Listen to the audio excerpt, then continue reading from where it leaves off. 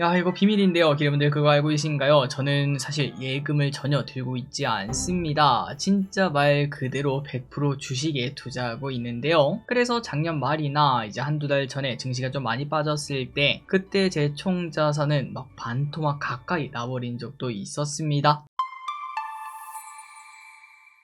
네, 안녕하세요. 주식은 역시 기리기리 새기리십니다. 안녕하세요, 여러분들. 자, 어제 미국에서 물가마저 잡히는 모습이 나타났습니다. 앞으로 증시는 위로 쭉쭉쭉 가게 될지 한번 지켜보도록 하겠습니다. 같이 공부하시죠. 렛츠 기릿. 첫 번째입니다. 트럼프 물가 안 오름 수고. 자, 어제는 CPI가 공개가 되었습니다. 사실 많은 사람들이 쫄리는 마음으로 지켜봤을 것 같은데요. 그런데 물가가 예상보다 더 낮은 예상이 2.4%인데 2.3%로 오히려 더 낮게 나왔다고 합니다. 자, 관세 때문에 당연히 물가가 오를 거라고 생각했는데 일단 아직까지는 물가는 버티는 모습을 나타냈어요. 그래서 트럼프는 바로 연준은 금리를 내려라 라고 압박까지 넣었다고 하네요. 자, 마침 내일입니다. 파월의 연설도 기다리고 있는데 파월은 어떤 이야기를 할지, 시장의 비둘기쇼를 보여줄지, 하반기에 금리 인하한다 이러한 스탠스를 보여줄지 한번 체크해보도록 하겠습니다. 만약 그렇다면은 생각보다 증시 좋을 수도 있겠네요. 다음입니다. 미국 사우디 대규모 호재 발생. 자, 어제 미국 증시는 당연히 좋았습니다. CPI도 예상보다 낮게 나왔지만 사우디와 함께 으쌰으쌰한다는 소식이 시장을 더욱더 강하게 올렸는데요. 무려 850조 원이나 거래를 한다는 이야기가 떴습니다. 그 안에서 머스크는 동행해서 사우디아라비아에서 스타링크, 로보택시, 옵티머스 이러한 이야기를 꺼내면서 테슬라 주가가 5%나 상승, 그리고 엔비디아도 사우디에 블랙웰을 1.8만 개를 공급한다는 이야기를 꺼내면서 주가가 6%나 급등했다고 합니다. 자, 왼쪽에 보다시피 차트가 이제 좀 다르죠. 과연 테슬라 과거의 고점을 돌파할 수 있을지. 결국 가장 중요한 거는 이제 다음 달이죠. 로보택시가 어떻게 나올지 한번 보도록 하겠습니다. 다음입니다. 증시가 전부 다 좋은 와중에 방산주와 조선주는 조금 힘이 빠지는 모습이 나타나고 있습니다. 그 이유가 뭘까라고 생각을 해봤을 때 바로 이때까지 트럼프가 이상한 짓을 많이 할 때 관세 회피 위주로 관심을 크게 받지 않았겠습니까? 그리고 또 그 사이에 주가도 실제로 많이 오르기도 했고요. 그런 상황에서 관세 걱정이 줄다 보니까 야, 굳이 내가 이 방산조선 이때까지 많이 오른 방산조선을 사는 것보다는 저 바닥에 널려있는 반도체 봐라, 로봇 봐라, 다 저러고 있다. 차라리 저거 사는 게 낫지 않을까? 이러한 얘기가 나타나고 있습니다. 그리고 또 우크라 전쟁이 끝날 수 있다는 부분도 투자 심리에 영향을 주고 있다고 하는데요. 다만 그럼에도 많은 투자자분들은 모든 주식은 출렁출렁 하는 거야. 이번에도 많이 올랐으니까 떨어짐이 있는 거고 결국은 여기서 지지하고 또 올라갈 거야. 실적이 깡패인 거 몰라. 이렇게 말하고 있는 상황입니다. 자, 과연 방산조선은 어디까지 갈 수 있을지, 모든 것에는 끝이 있기 마련인데 지금이 과연 끝일지 아니면 기회일지 계속 보도록 하겠습니다. 다음입니다. 금값은 하락, 코인은 상승. 자, 증시가 좋아지니까 빠지는 자산은 방산과 조선만 있는 게 아닙니다. 바로 금이죠. 금은 고점 대비 7%나 최근 하락하는 모습을 나타냈고요. 그 반면 디지털 금이라고 불렸던 비트코인은 같은 기간 18%나 급등을 했습니다. 미국 인플레도 잡힌 상황에서 미국 경제가 흔들리지 않는 이상 금의 시대는 당분간 끝이 아닌가 이런 생각까지도 드는데요. 개인적인 생각으로는 위험 자산으로 과감한 베팅이 필요할 때가 아닌가 라는 생각이 듭니다. 다만 어제도 말씀드렸다시피 트럼프입니다. 상대는 트럼프예요. 8월에서 9월쯤 증시가 좀 많이 올랐다.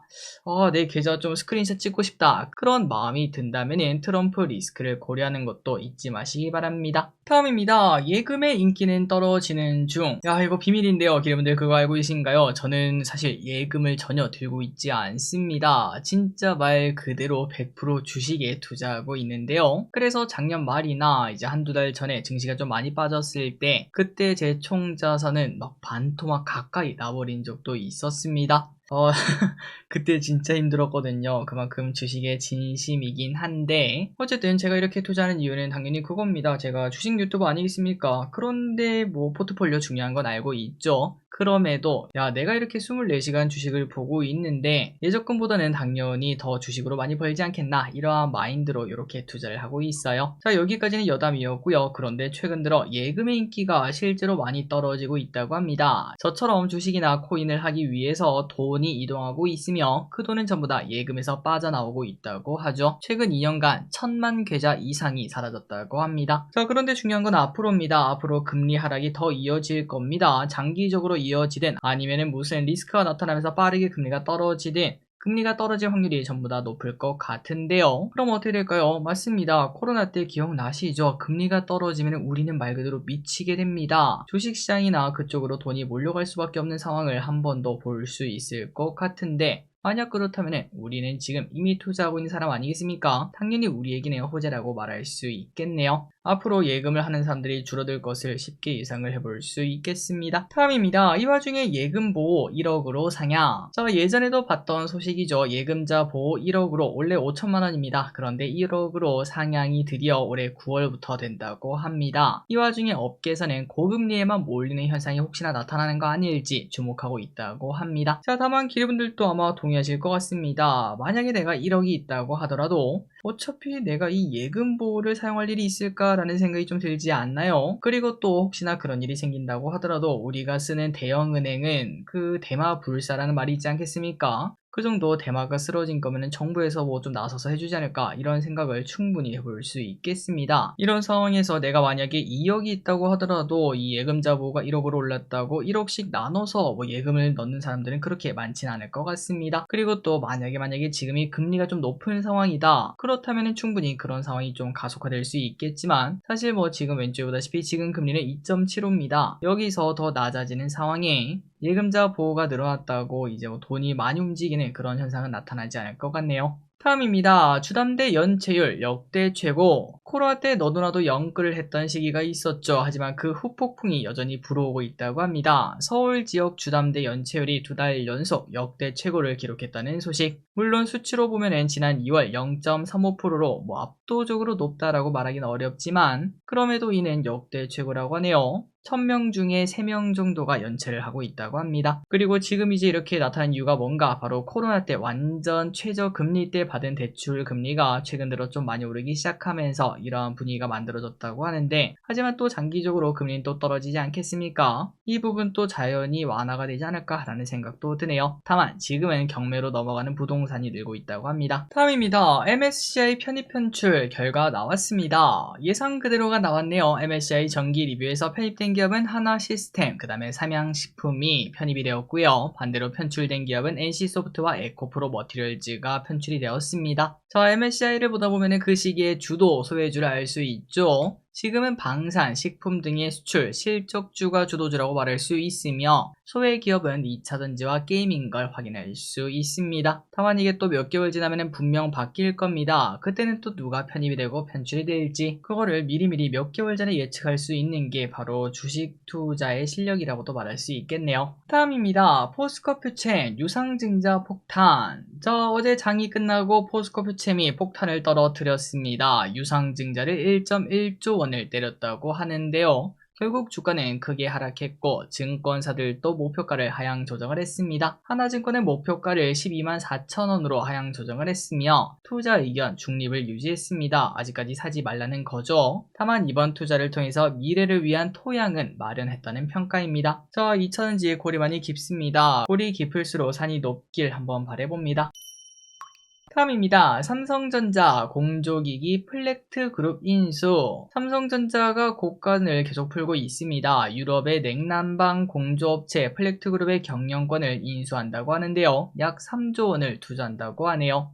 냉난방 공조가 뭘까요? 맞습니다. 쉽게 말해서 냉방, 난방, 환기 이거를 해주는 시스템을 말을 하는데요. 보통 우리가 생각하는 에어컨, 히터, 공기청정기 이렇게 보면 될 것 같은데 이거는 가정용이겠죠. 하지만 이 냉난방 공조 시스템은 산업용, 그 다음에 데이터 센터용 등으로 갈수록 관심이 커져가고 있습니다. 그래서 오늘 우리 장에서는 오랜만이었죠. 냉난방 공조 관련주가 잠시 좋았습니다. 다음입니다. 니파 바이러스를 알고 계신가요? 만약에 다음에 코로나가 또 온다면은 그런 일이 또 생긴다면은 바로 이 니파 바이러스가 우리를 공격할 가능성이 있다고 합니다. 지금 말레이시아에서 처음 발견된 니파 바이러스가 동남아시아에서 조금씩 퍼지고 있다고 하는데요. 그리고 이 바이러스는 현재까지 백신도 치료제도 없는 상황이고 치명률이 너무 높습니다. 90%나 된다고 하네요. 그리고 또 얼마 전에는 인도에서 감염된 사람이 등장해서 사람들의 관심을 조금씩 끌고 있다고 합니다. 자, 그래서 이러한 일이 나타나다 보니까 우리나라 방역당국에서는 1급 감염병으로 지정을 했다고 하는데 더 이상 퍼지지 않길 바라보도록 하겠습니다. 다음입니다. 북극 항로 개척 추진. 자, 이번에는 이재명 후보의 공약이 새로 하나 또 떴습니다. 바로 북극 항로라는 이야기가 나타났는데요. 북극 항로가 뭔지 보도록 하겠습니다. 자, 북극 항로 말 그대로 북극을 통해서 항로를 하는 걸 말을 합니다. 그러니까 우리나라에서 출발해서 유럽으로 갈 때 우리는 보통 밑으로 가지 않겠습니까? 하지만 이거는 위로 간다는 건데요. 보통 우리가 밑으로 가면은 수에즈운하 많이 들어보셨죠? 그거를 사용하는데, 그런데 거기는 맨날 전쟁이니 나포니 통제니 등등 이런 일이 나타나다 보니까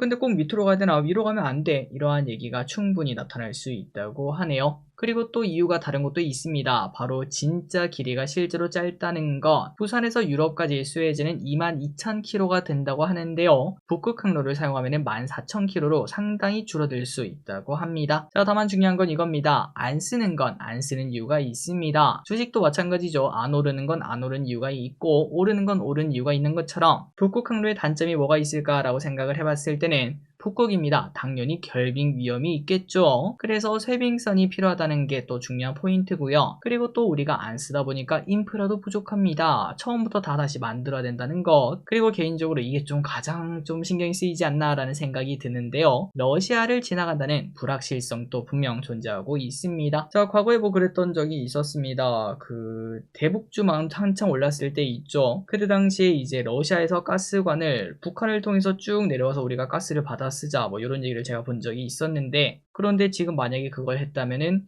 과연 그게 이게 남아 있었을까 그런 생각이 드는데, 그런 것 때문에 북극 항로를 사용하기가 좀 어렵지 않나 이런 생각도 조금 해볼 수 있겠습니다. 다음입니다. 태양광 풍력 미쳤어요. 자, 친환경의 시대가 왔다라고 외칠 수 있을 만큼 시장에서 주목을 받고 있습니다. 오늘은 특히 태양광이 특히 뜨거운 모습을 나타내고 있는데요. 발전 안 해도 에너지가 그냥 나올 것 같습니다. 자, 태양광이 이렇게 오른 이유가 뭐냐? 일단은 미국 쪽에서 이유를 찾을 수 있겠네요.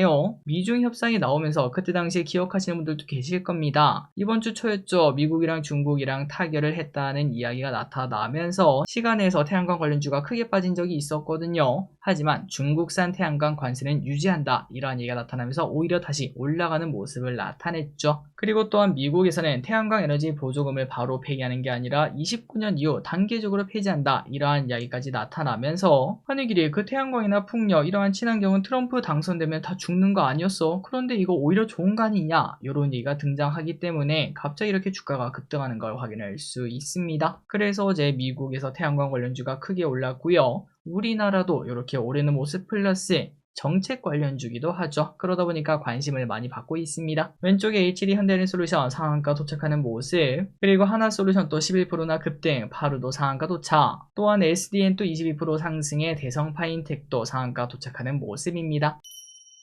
다음입니다. 자, 기리분들, 강원랜드의 베팅 한도가 늘어나면 어떤 일이 생길까요? 바로 강원랜드가 호재가 될 수 있다는 소식입니다. 자, 뭔 소리인가? 문체부에서 일부 바카라 테이블에서, 그러니까 그 도박 종류 중 하나의 테이블에서 최소 베팅 한도를 10배 늘릴 수 있게 승인을 했다고 하는데요. 당연히 베팅 금액이 크면 클수록 카지노는 수익성이 뭐 좋아지지 않겠나 라는 생각을 해볼 수 있겠습니다. 그래서 예를 들면은 원래는 뭐 5만원에서 200만원까지 투자가 아니죠. 베팅할 수 있는 그 테이블에서 이제는 강원랜드가 50만원에서 대단합니다. 3천만원까지 베팅할 수 있게 바뀐다고 합니다. 3천만원을 실제로 베팅할 사람이 있을지 모르겠지만 어쨌든 이게 만약에 가능하다면은 당연히 수익성은 좋아진다라고도 볼 수 있겠죠. 다만 두 개의 테이블만 승인했다고 하니까 수익성이 얼마나 좋아질지는 아직까지는 미지수라고 합니다. 마지막입니다. 진짜 다이소가 한국에 온다. 자, 아시다시피 우리나라 다이소는 일본 다이소랑은 다른 다이소입니다. 과거에는 조금 관계가 있긴 했지만 23년에 일본 다이소 상교 지분을 전부 인수하면서 완전한 독립을 했었는데요. 그런데 갑자기 일본 다이소가 한국에 진출할 수 있다는 소식이 나타났습니다. 일본 다이소 상교는 3P라는 300엔 샵으로 한국에 들어올 수 있다고 하는데요. 목적은 다이소, 그러니까 우리나라에 있는 그 백엔샵 느낌의 다이소보다는 조금 더 값이 나가긴 하지만 그래도 가성비 제품을 팔 것이라고 합니다. 자, 그러니까 우리나라 다이소는 1000원에서 5000원짜리만 팔지 않겠습니까? 아마도 이 3P가 들어오면 3000원에서 1만원 정도의 제품만 들어올 것 같은데 과연 성공할 수 있을지 일단은 들어오게 되면은 사람들의 관심이 폭발적으로 나타날 것 같긴 합니다. 자, 오늘의 공부 여기까지 끝났습니다. 항상 이렇게 정보해서 진심으로 감사합니다. 지금까지 길이셨습니다. 빠이용!